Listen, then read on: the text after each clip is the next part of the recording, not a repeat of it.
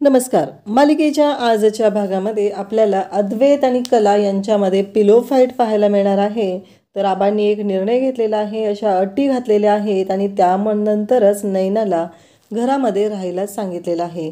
आणि त्याचबरोबर अद्वैतने एक खूप छान निर्णय घेतलेला आहे, तो म्हणजे कला अद्वैतच्या मध्ये जो पडदा आहे तो पडदा काढून टाकण्याचा निर्णय अद्वैतने घेतलेला आहे. त्यामुळं कला आणि अद्वैतचा सुखी संसार आपल्याला पाहायला मिळणार आहे. तर त्यासाठी हा व्हिडिओ शेवटपर्यंत पहा आणि चॅनलवरती नवीन असाल तर चॅनलला सबस्क्राईब करा, त्याचबरोबर व्हिडिओला लाईक करा. तर इकडे सर्वजण बोलत असतात.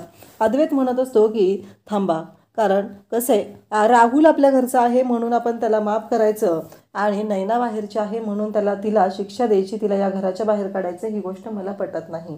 कारण काही झालं तरीही नैनाने जेवढी चूक केलेली आहे त्याच्यापेक्षा मोठी चूक राहुलने केलेली होती आणि चांदेकरांच्या नावाला बट्टा लावण्याचं काम केलेलं होतं आणि आज नैनानेही तेच केलेलं आहे. त्यामुळे मला असं वाटतं की राहुलला जर आपण घरात ठेवून घेतलेलं होतं तर नैनालाही आपण घरात ठेवून घ्यावं. यावरती सरोजला खूप राग आलेला असतो आणि सरोज म्हणत असते, काय चाललंय अद्वैत तुझं, तुला कळतंय का तू काय बोलतोयस ते? तेव्हा अद्वैत म्हणत असतो की हो आई, मला कळतंय मी काय बोलतोय ते. कारण तू विचार कर ना, जेव्हा या गोष्टी घडलेल्या आहेत तेव्हा मान्य आहे मला की नैनाचं चुकलेलं आहे, पण आपण तिला तसं घराच्या बाहेर काढू शकत नाही. हे ऐकल्यानंतर मात्र इकडे सगळ्यांनाच धक्का बसलेला असतो. तेव्हा सरोज म्हणत असते की तुला प्रत्येक वेळेस तिची बाजू घ्यायची आहे म्हणून तू काय बोलत असतोस रे हे सगळं, कारण तुला खऱ्यांचीच बाजू घ्यायची असते. अद्वैत म्हणतो की हे बघ आई, खऱ्यांची बाजू वगैरे असं काही नाही आहे. प्रत्येक वेळेस मी शांतपणे आणि सामंजस्याने विचार करत असतो आणि मगच निर्णय घेत असतो. कारण काही झालं तरीही चांदेकरांचे हे संस्कार नाहीत, आबांनी ते शिकवलेलं नाही. ज्याचं चुकीचं आहे त्याला शिक्षा झाली पाहिजे हे मला मान्य आहे, पण एकाला शिक्षा द्यायची, तो घरातला आहे म्हणून, एखादं बाहेरचं आहे म्हणून त्याला शिक्षा द्यायची, ह्या गोष्टी मला पटत नाहीत. आणि अद्वैत तर इकडे सरोजच्या विरोधात जाऊन बोलत असतो, सगळेजण पाहतच असतात. तर सरोजला मात्र वाईट वाटत असतं, कारण काहीही झालं तरीही आज कलाची बाजू घेणारा अद्वैत नैनाची बाजू घेण्यापर्यंत त्याची मजल गेलेली आहे. ही गोष्ट मात्र इकडे सरोजला कळत नसते आणि त्याचमुळं आता सगळेजण वैतागलेले असतात. तेव्हा आबा म्हणत असतात की मला अद्वैतचा हा निर्णय पटतोय, कारण ही मुलगी कशी आहे ते आपल्याला चांगलंच माहिती आहे. ही बाहेर जाऊन चांदेकरांची बदनामीच करणार आहे आणि चांदेकर पैशापेक्षाही त्यांच्या इब्रतीला जपतात, कारण आत्तापर्यंत आपण हा नावलौकिक कमवलेला आहे, असं आबा बोलत असतात. त्यावेळेस सरोज म्हणत असते, आबा तुम्ही पण? तेव्हा आबा म्हणतात की हो, मी जे खरं आहे ते सांगत आहे, त्यामुळं त्या मुलीला मी या घरात राहण्याचा अधिकार देत आहे. परंतु एक गोष्ट लक्षात ठेवायची आहे, ती जर या घरात राहणार असेल तर या घरातल्या दुसऱ्या कोणत्याही व्यक्तीला तिच्यामुळे जर त्रास झाला तर मी तिला या घरातून हकलून देणार आहे. हे सगळं बोलणं सुरू असतं आणि त्याचबरोबर सगळ्यांच्या समोर या गोष्टी घडत असतात. आणि इकडे मात्र आबांनी निर्णय घेतलेला असतो आणि अद्वैतने त्या निर्णयाला पाठिंबा दिलेला असतो. म्हणजे आबांनी अद्वैतनं जो निर्णय घेतलेला आहे तो निर्णय घेतच आबांनी अद्वैतची साथ दिलेली असते. खरं तर या सगळ्यामुळं रोहिणी त्याचबरोबर राहुल या सगळ्यांनाही खूप राग आलेला असतो. मात्र इकडे सरोजचं म्हणणं असतं की काही झालं तरीही या चांदेकरांच्या ज्या मुली आहेत त्या फसव्या आहेत, त्या खोटारड्या आहेत. आपण त्यांच्याशी कितीही चांगलं वागण्याचा प्रयत्न केला तरी त्या कधीच आपल्याशी चांगलं वागू शकणार नाहीत. या निर्णयावरती सरोज ठाम असते आणि तिला आबांनी जो निर्णय घेतलेला आहे तो निर्णय अजिबात आवडलेला नसतो. तिची चिडचिड होत असते आणि नैना मात्र इकडे शांतपणे सर्व गोष्टी ऐकत असते, कारण तिला मात्र भारी वाटत असतं, कारण तिला जे हवं आहे ते होत आहे, तिच्या मनाप्रमाणे गोष्टी घडत आहेत, त्यामुळं तिला त्रास व्हायची काहीच गरज नाही. आणि आबांनी तर आता स्पष्टपणे सांगितलेलं आहे की नैना या घरात राहणार. आता तिला फक्त एवढंच पाहिजे होतं, काही झालं तरी तिला चांदेकरांच्या घरात राहायचं आहे आणि एकदा का घरात राहिलं की नंतर मग आपल्याला हव्यात अशा गोष्टी मॅनेज करून घेता येतात, हे नैनाला चांगलंच माहिती आहे. त्याचवेळी राहुल चिडलेला असतो. राहुल म्हणतो की माझ्यामध्ये आणि तिच्यामध्ये कोणतंही नवरा बायकोचं नातं नाही आहे, त्यामुळं तिला मी माझ्या रूममध्ये ठेवून घेणार नाही. तिला कुठे राहायचं हा तिचा प्रश्न आहे, पण ती माझ्यासोबत रूममध्ये राहणार नाही, हा निर्णय आता राहुलने सांगितलेला असतो. आणि त्याचबरोबर सगळेजण पाहत असतात, पण राहुलला कोणी म्हणत नाही की ठीक आहे असं नको करूस वगैरे, कारण राहुलने निर्णय घेतलेला आहे की नैनाने त्याच्या रूममध्ये राहायचं नाही आणि त्या निर्णयाचा मात्र सगळ्यांनी स्वीकार केलेला आहे. तर इकडे आबांनी निर्णय सांगितलेला आहे, राहुलने सांगितलेला आहे आणि नैना मात्र मनातल्या मनात म्हणत असते की मला जे हवं तेच झालेलं आहे, कारण मी याच गोष्टीची वाट बघत होते. काही झालं तरीही मला असंच वाटत होतं, हे सगळं ती बोलत असते आणि तिच्या म्हणण्याप्रमाणे गोष्टी घडलेल्या असतात. त्यामुळं तिला तर आनंदच झालेला असतो. आबांनी तर निर्णय घेतलेला असतो. आबांनी स्पष्टपणे सांगितलेलं असतं की नैना या घरात राहणार आहे आणि नैनाला मात्र तिच्या मनाप्रमाणे झालेलं आहे. या गोष्टीचा एक वेगळाच आनंद झालेला असतो आणि ती त्यामुळं खुश झालेली असते. तर इकडे आबांनी स्पष्टपणे सांगितलेलं आहे, तर अद्वैतनेही त्याचा निर्णय घेतलेला आहे आणि आबा म्हणत असतात की एक गोष्ट लक्षात ठेवायची आहे, काही झालं तरीही या घरातल्या दुसऱ्या कोणालाही त्रास दिला तर मी तो सहन करणार नाही. त्याची शिक्षा तुला भोगावी लागेल. आणि त्याच वेळेस संगीता म्हणत असते की एवढी मोठ्या मनाची माणसं आहेत, एक गोष्ट लक्षात ठेव नैने, तू जर यापुढं असलं काही चुकीचं काम करायचा प्रयत्न जरी केलास तर जीव घेईल तुझा, एवढं लक्षात ठेव. कारण एवढं सगळं झालेलं आहे तरीही आबांनी नैनाला सून म्हणून चांदेकरांच्या घरी ठेवलेलं आहे. कारण एवढ्या सगळ्या गोष्टी घडत आहेत तरीही तिच्यावरती अन्याय होऊ दिलेला नाही. आणि इकडे अद्वैत त्याचबरोबर कला सर्वजण पाहत आहेत. आबांचा निर्णय झालेला आहे. संगीताने पण नैनाला धमकवलेलं आहे आणि संगीताने तिला सांगितलेलं आहे की गाठ माझ्याशी आहे एवढं लक्षात ठेव. कारण काहीही झालं तरीही या माणसांना त्रास द्यायचा पुन्हा प्रयत्न करायचा नाही. राहुल स्पष्टपणे सांगत आहे, म्हणजे आता नैनाची व्यवस्था गेस्ट रूममध्ये तर होणार नाहीच, मग राहिली जागा हॉलमध्ये किंवा स्टोर रूममध्ये. कारण कलाचं लग्न झालं तेव्हा कलाला स्टोर रूममध्ये राहायला सांगितलं होतं. कारण कलाचा सून म्हणून स्वीकार झालेला नव्हता आणि म्हणूनच कलाला स्टोर रूममध्ये सगळ्यांनी ठेवलेलं होतं आणि आजही तेच झालेलं आहे. त्याचवेळी नैना मात्र खुश झालेली असते, कारण पुढचे प्लॅन करण्यासाठी तिने सज्ज झालेली आहे.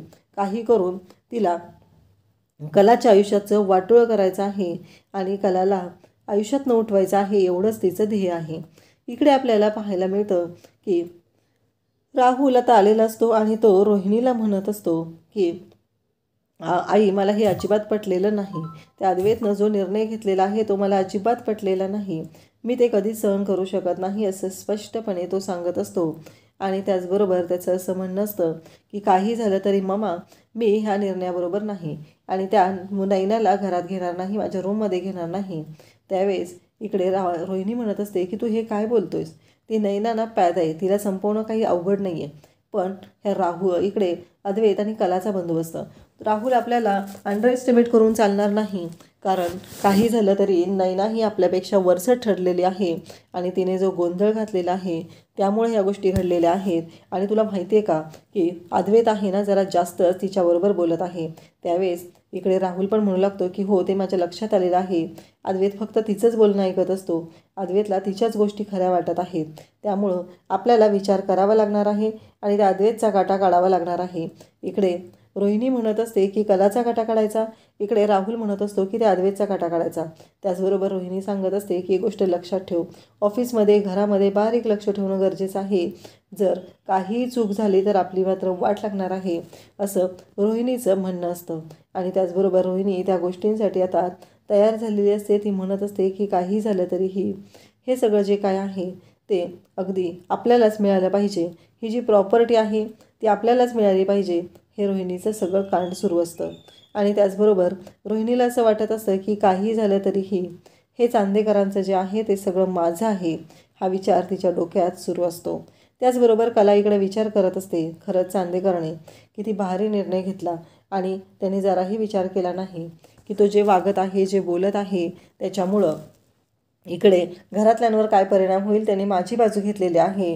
कारण सकाळी पण आई जेव्हा आली, आईने मला सांगितलं की नैना घरी आलेली नाही, तेव्हा लगेच तो माझ्याबरोबर नैना ताईला शोधायला निघाला. आजपर्यंत प्रत्येक वेळेस तो एकत्र येतो आणि माझी साथ देतो, एक टीम बनून माझ्यासोबत तो काम करतो. ही गोष्ट तिला खूपच आवडलेली असते. आणि इकडे अद्वैत मात्र आता ज्या गोष्टी तिला घडलेल्या असतात त्या आठवत असतात अद्वैतच्या बाबतीतल्या. तिने विचार करत असते. ती म्हणत असते की काही झालं तरीही चांदेकरने प्रत्येक वेळेस माझी साथ दिलेली आहे, माझ्यासोबत तो खंबीरपणे उभा राहिलेला आहे आणि आजही प्रत्येक वेळेस तो उभा राहिलेला आहे आणि त्याला जे हवं ते त्याने सांगितलेलं आहे, स्पष्टपणे राहिलेलं आहे आणि घरातल्या सगळ्यांचा तो तेवढाच आदर करतो. आज नैनाताई जी वागली त्याच्याबद्दल चूक वाटत आहे, पण त्याचबरोबर चांदेकरनं ही सिच्युएशन ज्या पद्धतीनं हँडल केली त्यासाठी मला खरंच चांदेकरचा अभिमान वाटत आहे. माझा नवरा म्हणून मला त्याचा अभिमान वाटत आहे. हे सगळं कला बोलत असते.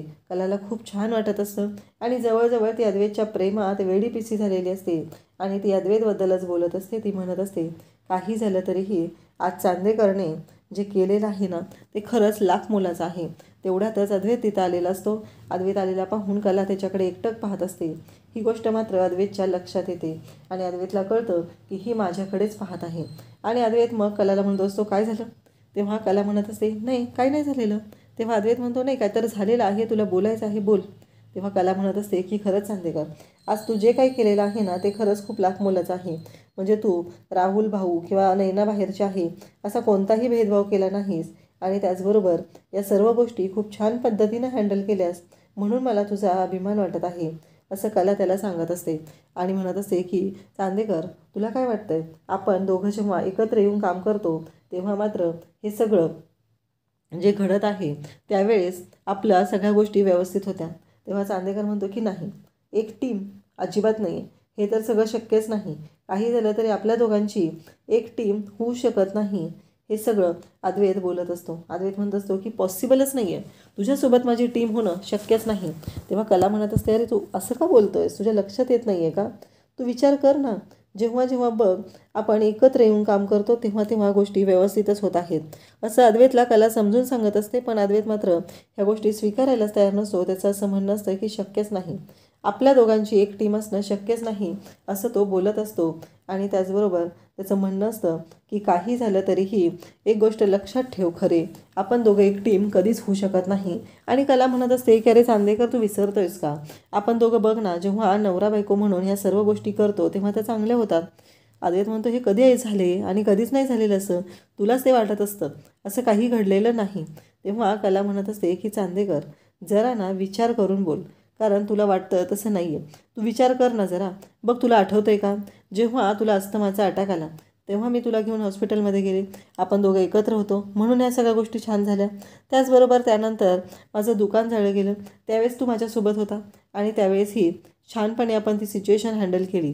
त्याचबरोबर आता नैनाताई हरवली, त्याचबरोबर माझ्यावर चोरीचा आरोप झाला, तेव्हा तू माझ्यासोबत खंबीरपणे उभा राहिला म्हणून ती सिच्युएशन हँडल करता आली. अशी अनेक उदाहरणं कला देत असते. तेव्हा अद्वैत मात्र वैतागून अक्षरशः कानात बोटे घालून बसतो आणि म्हणतो की मला नाही ऐकायचं, कारण तुझी जी बडबड आहे ना ते ऐकण्यापेक्षा मी कानात बोटं घालून घेईन, असं म्हणत त्याने कानात बोटे घातलेले असतात आणि त्याचं काम चालू असतं. कला मात्र त्याला अगदी इरिटेट करत असते. ती म्हणत असते की चांदेकर, तुला काय वाटतं, तुझे प्रत्येक वेळेस वागत आहे, बोलत आहे ते बरोबरच आहे का? मी तुला सांगते ना, कारण आत्तापर्यंत तू माझ्या पाठीशी खंबीरपणे उभा राहिलेला आहे. इकडे आपल्याला पाहायला मिळतं की संगीता आणि दिनकर घरी आलेले असतात. दोघंही खूप टेन्शनमध्येच असतात आणि त्याचबरोबर तिथे आल्या आल्या त्यांना विचारू लागते, ती म्हणजे काजू. आणि काजूचं असं म्हणणं असतं की काय झालं तिकडं, सगळं व्यवस्थित आहे ना? तेव्हा दिनकर आणि संगीता म्हणत असतात की ह्या नयनीनं ना खरंच आपले संस्कार कमी पडलेले आहेत, आपण चुकलेलो आहोत म्हणून ही नयनी अशी वागत आहे, ताळमेळ संपल्यासारखी, कारण तिच्या कुठल्याच वागण्याला जराही ताळमेळ नाही आणि तिचं जे वागणं आहे ते पूर्णपणे चुकीचं आहे, असं ते दोघंजण बोलत असतात. आणि बिचाऱ्या काजलला वाटत असतं की काहीतरी टेन्शनचं आहे म्हणून ती विचारते आणि त्या क्षणी संगीता म्हणत असते की बाद झालं, ते चांदेकर बोलायचं बाद झालं, तुझ्या तोंडातनं चांदेकर हे नावसुद्धा यायला नको आहे. बघितलंयस ना काय गोंधळ झालेला आहे तो सगळा, आणि तुला अजूनही वाटत आहे का की हे सगळं अशा पद्धतीनं घडलं पाहिजे? एक गोष्ट लक्षात ठेव, चांदेकरांचं नावही पुन्हा घ्यायचं नाही.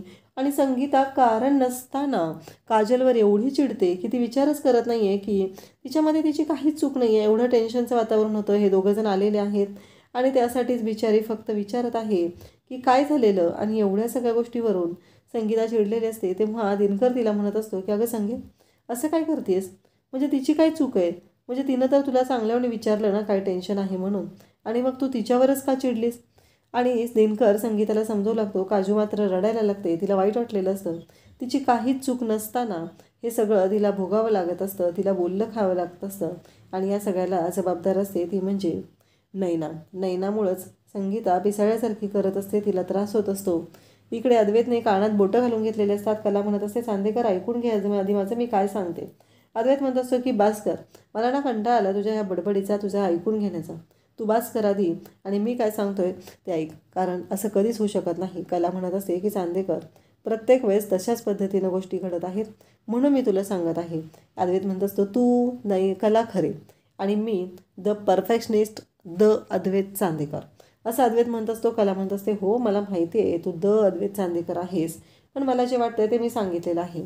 बघ आता विश्वास किती ठेवायचा आहे ते, असं कला म्हणत असते. आपण नवरा बायको असल्यासारखं व्यवस्थित काम करतो म्हणून आपल्या सगळ्या गोष्टी सॉल्व्ह होतात. त्याच्यावरती अद्वैतचं म्हणणं असतं की आपण नवरा बायको हे ना आता पुन्हा सुरू होऊ नकोस.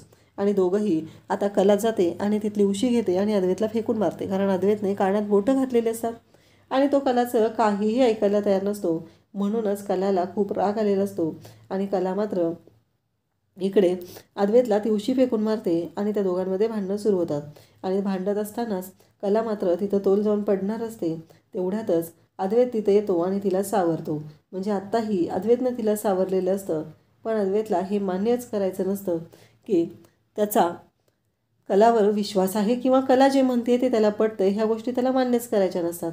आणि इकडे आता अद्वैतनं कला पडायला लागलेली असते, तिला जवळ खेचलेलं असतं आणि त्यामुळं जवळजवळ कलाच्या मिठीतच इकडे अद्वैतच्या मिठीतच कला आलेली असते.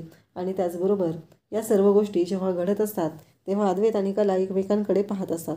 इकडे आता संगीता काजलच्या जवळ येते आणि काजल म्हणते की आई माझा काहीच दोष नाही आहे गं, मी काहीच नाही बोललेली, अगं मला फक्त विचारायचं होतं की काय झालेलं होतं म्हणून. तेव्हा काजल म्हणते की तू माझ्यावर नैनाताईचा राग नको काढू, माझ्या सगळ्या गोष्टी क्लिअर आहेत, मला काहीच प्रॉब्लेम नाही आहे, मी तुला सांगितलं आहे ना आधी, माझ्या मनात तसं काही नाही आहे, असं ती बोलत असते. आणि त्याच वेळेस संगीता मात्र तिला जवळ घेते आणि तिला समजवू लागते, तिला सांगू लागते की बाळा असा विचार नाही करायचा. आणि असं म्हणत काजलला तिने जवळ घेतलेलं असतं आणि त्याचबरोबर काजलशी ती बोलत असते. आणि इकडे कला म्हणत असते की माझ्या डोळ्यात काहीतरी गेलं, सगळ्या घरामध्ये दोघांनी कापूस उशीमधला पसरवलेला असतो आणि आता कला म्हणत असते डोळ्यात काहीतरी गेलं. तेव्हा अद्वैत मात्र कलाच्या डोळ्यात फुंकर मारायला जातो, अगदी प्रेमाने हळुवारपणे कलाच्या डोळ्यात फुंकर मारत असतो. पण कलाचा हा गनिमी कावा असतो. कला हळूच खाली वागते आणि दुसरी उशी जी आहे ती पुन्हा उचलते आणि अद्वैतला मारायला सुरुवात करते. अद्वैत म्हणत असतो की काय आहे हे, चिटिंग, पुन्हा चिटिंग करत आहेस तू, अगं तुझ्या डोळ्यात काहीतरी गेलं आहे म्हणून मी फुंकर मारतोय आणि तू तर इकडे चिटिंगवर चिटिंग करत आहेस. हे सगळं बोलणं चालू असतं आणि त्याचबरोबर इकडे कला आणि अद्वैत पुन्हा भांडायला सुरुवात करतात आणि पुन्हा त्यांचं भांडण सुरू झालेलं असतं आणि ते बोलत असतात. आणि त्याचवेळी इकडे मात्र पाहायला मिळतं की अद्वैत आणि कला एकमेकांशी भांडत आहेत, बोलत आहेत. अद्वैत म्हणत असतो काय चाललंय तुझं हे. तेव्हा मध्येच त्याच्या लक्षात येतं की तो बेडवरचा जो पडदा आहे ना तो मध्ये येतोय. तो म्हणत असतो हा पडदा ना काढून टाकलाच पाहिजे. तेव्हा कला म्हणत असते काय बोललास तू चांदेकर, तुझ्याही डोक्यात आता तोच विचार आला आहे का. तेव्हा अद्वैत म्हणत असतो की हो. तेव्हा कला म्हणत असते हो माझ्या पण डोक्यात आत्ताच तो विषय आला. तेव्हा अद्वैत म्हणत असतो की आता पुन्हा सुरू होऊ नको की आपण दोघं एकत्र आहोत, हे सगळं आपल्यामुळं होतं आहे, आपल्या दोघांची एक टीम आहे. तेव्हा कला म्हणते हो मी खरंच सांगत आहे तुला, कारण आत्ताच माझ्या डोक्यात तोच विचार आलेला आहे आणि म्हणूनच तर मी तुला हे सांगितलेलं आहे. तेव्हा अद्वैत म्हणतो तुझ्या डोक्यात कधी विचारायला सांग बरं, मला घड्याळ बघून सांग टायमिंग. आता कलाला कुठं माहिती असतं की हा विचार तिच्या डोक्यात कधी आलेला आहे. ती म्हणते की आत्ता 5 मिनिटापूर्वी आला आहे हा विचार माझ्या डोक्यात. असं म्हटल्यानंतर अद्वैत म्हणतो नाही, माझ्या डोक्यात हा विषय 6.15 मिनिटापूर्वी आला आहे, म्हणजे 6 मिनिट 15 सेकंदांनी माझ्या डोक्यात हा विषय आलेला आहे. हे सगळं बोलणं सुरू असतं आणि तेव्हा कला आणि अद्वैत एकमेकांकडे पाहत असतात आणि अद्वैत म्हणत असतो की तू चिटिंग करत आहेस. कला म्हणत असते की नाही. आणि मग अद्वैतनं तो पडदा खेचून काढलेला असतो आणि त्याचवेळी इकडे कला आणि अद्वैत दोघंही पाहत असतात आणि तो फेकून दिलेला असतो. कला म्हणत असते चांदेकर त्या साडीची घडी कर बरं, ते तसं फेकून द्यायचं नाही आहे. रूममधला पसारा कोणाला आवडत नाही, तुलाच आवडत नाही की नाही, मग त्यामुळं हा सगळा निर्णय तुलाच घ्यावा लागणार आहे, हे सगळं तुलाच करावं लागणार आहे. अद्वैत म्हणत असतो काय बोलतेस तू हे. तेव्हा कला इकडे सांगत असते की हो जे खरं आहे ना तेच मी तुला सांगत आहे, कारण काही झालं तरीही एक महत्त्वाची गोष्ट आहे ती म्हणजे हा पसारा तुला चवरायला लागणार आहे. त्यावर अद्वैत म्हणतो की ठीक आहे. मग कला म्हणते तू साडीची घडी कर. अद्वैत म्हणतो की हा रूममधला कापूस आहे ना तू गोळा करायचा. कला म्हणते की चालेल. मग आता कला तो रूममधला कापूस गोळा करायला घेत असते, अद्वैत घडी करत असतो. कला अद्वैतला म्हणत असते तुला साडीची घडी करता येते का, केली आहे का आधी कधी. तेव्हा अद्वैत म्हणतो की नाही केलेले मी साडीची घडी, असं अद्वैतचं म्हणणं असतं. आणि त्याच वेळेस कला मात्र अद्वैतकडे पाहत असते आणि त्यानंतर इकडे अद्वैत घडी करत असतो तेव्हा कला म्हणते की थांब मी येते तुला मदत करायला, कारण अद्वैतला एकट्याला साडीची घडी करता येत नसते. म्हणून कलाने अद्वैतकडे येऊन त्याला मदत करण्याचा निर्णय घेतलेला असतो. आणि इकडे कला अद्वैतकडे बघून हसत असते. फायनली तिला जे वाटत असतं की चांदेकर प्रत्येक वेळेस माझाच विचार करत आहे आणि तो माझ्या बाजूने खंबीरपणे उभा राहत आहे, तर ती मात्र त्याच्याशी अगदी प्रेमाने वागत असते. इकडे संगीता मात्र विचार करत बसलेली असते. संगीताच्या डोक्यात विचारांचं चक्र माजलेलं असतं आणि संगीता म्हणत असते की हे नैनाने जे केलेलं आहे ते चुकीचं आहे. नैनाने तिला वाटेल ते केलं आणि त्यानंतर शेवटी आपल्या कलेवर आरोप केले आणि कलेच्या बाबतीत तिने कलेला या सगळ्यामध्ये अडकवलं आणि कलेला जीवाचं रान करून पुरावे द्यावे लागलेले आहेत. आणि एवढं सगळं करून कुणाचाही विचार न करता ही मुलगी आत्महत्या करायचा विचार करत आहे. हे सगळं बोलणं संगीताचं चालू असतं आणि अचानक संगीताला चक्कर येऊ लागते आणि संगीता खाली कोसळते. काजल तिथं असते, पाणी पित असते. धावतच आईच्या जवळ जाते आणि आईला म्हणू लागते की आई काय झालं तुला, काय होते तुला. तर संगीता मात्र इकडे चक्कर येऊन पडलेली असते आणि काजलला भीती वाटायला लागलेली असते. त्यानंतर आपल्याला पाहायला मिळतं की डॉक्टर आलेले असतात, संगीतावर उपचार करतात आणि मग कलाचा फोन आलेला असतो. कला म्हणत असते की आई काय झालं गं. तेव्हा संगीता म्हणत असते की आता बरं आहे, डॉक्टर येऊन गेलेले आहेत, चक्कर आली होती जरा. तेव्हा कला म्हणते की ठीक आहे मी येते, मी बघते काय करायचं आहे ते. असं म्हणत आता ह्या गोष्टी जेव्हा झालेल्या असतात तेव्हा मात्र इकडे आपल्याला पाहायला मिळतं की संगीता आता जागी झालेली आहे, तिला बरं वाटत आहे. आणि त्याचबरोबर इकडे कलाने निर्णय घेतलेला आहे की संगीताला भेटायला येण्याचा. परंतु ती म्हणत असते की ते चांदेकरला असं सोडूनही मला जाऊ वाटत नाही आहे, पण मला कळतही नाही आहे की नक्की करायचं काय आहे. कारण काहीही झालं तरीही चांदेकर आता अजूनपर्यंत घरी आलेलं नाही आणि त्याला मी सांगितलेलंही नाही. त्यामुळं तिनं म्हणते की काय करू, नैनाताई तर तिकडं जाणार नाही, तिला तर अजिबात जायची इच्छा नसणार आहे, मलाच काहीतरी करावं लागणार आहे. असं म्हणत कलाने आता खरेंच्या घरी येण्याचा निर्णय घेतलेला असतो. आणि इकडे संगीता मात्र बेशुद्ध असते आणि संगीता आता डॉक्टरांना बोलवलं जातं, संगीतावर उपचार केले जातात. अशाच अपडेटसाठी चॅनलला सबस्क्राईब करा. थँक्यू.